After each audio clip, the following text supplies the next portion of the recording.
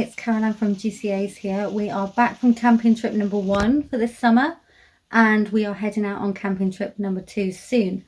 Lots of my friends always ask me what we do when we're having a chill out day with the boys, or if it's a rainy day, and how we keep them entertained. Now, for the most part, those mini GCAs are busy with sticks and just playing outside and generally being quite feral.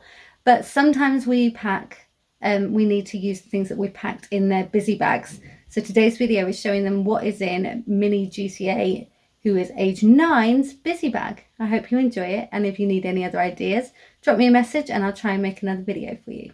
See you later.